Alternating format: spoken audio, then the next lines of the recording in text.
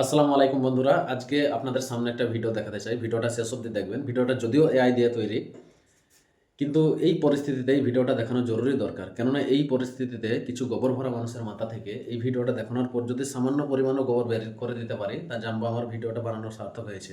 চলুন দেখি। নেতার নামে এলাকা কাঁপবে, নেতা যা বলবে তাই হবে।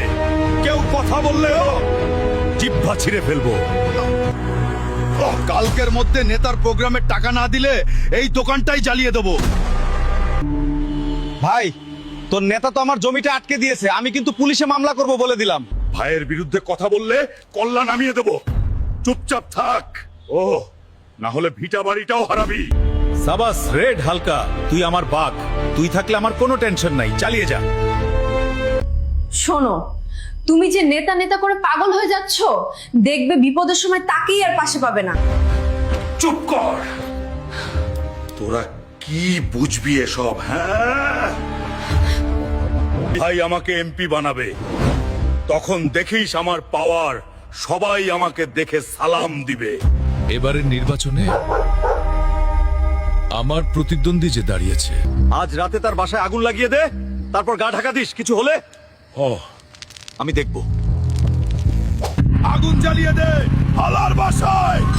ভাইয়ের বিরুদ্ধে দাঁড়াস, এত বড় সাহস? আমার বাড়িতে আগুন দিলি কেন তুই?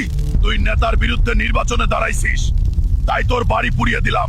বেশি বাড়লে তোকেও পুড়িয়ে দেব।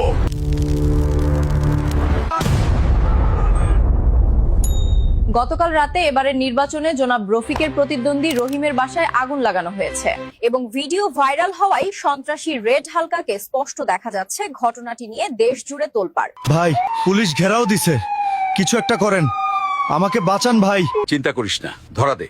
আমি উকিল পাঠাচ্ছি, 2 দিনের মধ্যে জামিন করিয়ে আনবো। হ্যান্ডস আপ হালকা, তোর খেলা শেষ। চারপাশে ঘিরে ফেলেছি। আমাকে ধরে লাভ নাই রে, 2 দিনের বেশি আটকে রাখতে পারবি না। 3 দিন হয়ে গেল, নেতা তো আসলো না, উকিলও তো পাঠালো না। স্যার, রেড হালকা কি আপনাদের দলের লোক? না, একজন সন্ত্রাসী কিভাবে আমার দলের লোক হয়? তবে সে যেই দলেরই হোক না কেন, এটার কঠিন বিচার নিশ্চিত করব যদি জনগণ ভোটে আমাকে নির্বাচিত করে। নেতা আমাকে চেনে না? যেই নেতার জন্য আজ আমি এইখানে, সেই নেতাই আমাকে অস্বীকার করলো। টিস্যু পেপারের মতো ব্যবহার করলো। কাজ শেষ, তাই আমাকে ডাস্টবিনে ফেলে দিল। নেতার কথায় আমি বাঘ সেজেছিলাম, আজ বুঝতেছি আমি ছিলাম শুধু বলির পাঠা। আমার জীবনটাই শেষ করে দিল নেতা। নেতার কথায় লাফাবেন না। আপনার মতো হাজারো কর্মী তার চারপাশে আছে। নেতার 1000টা কর্মীর মাঝে আপনার মতো মামুলি মাস্তান মারা গেলে তাদের কিচ্ছু যায় আসে না, কিন্তু আপনার মা হারাবে তার ছেলে, আপনার বউ হারাবে তার স্বামী, আর আপনার সন্তানেরা হয়ে যাবে এতিম। নেতার জন্য জীবন দেওয়ার আগে ভাবুন, আপনার জীবনের মূল্য নেতার কাছে আছে কিনা। সুস্থ রাজনীতি করুন, কারো পা চাটা গোলাম হবেন না। জেল থেকে শুধু একবার যদি ছাড়া পাই, এই নেতার প্রতিশোধ আমি নেবই। পেজ ফলো দিয়ে সাথে থাকুন। এই ভিডিওটা দেখে কি বুঝলেন?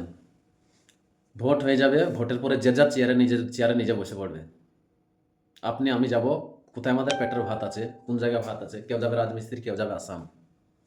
নেতারা তাদের চেয়ারে ঠিক মস্তি করে তারা খাবে। রাজনীতি করুন, সুস্থ হয়ে যাবে।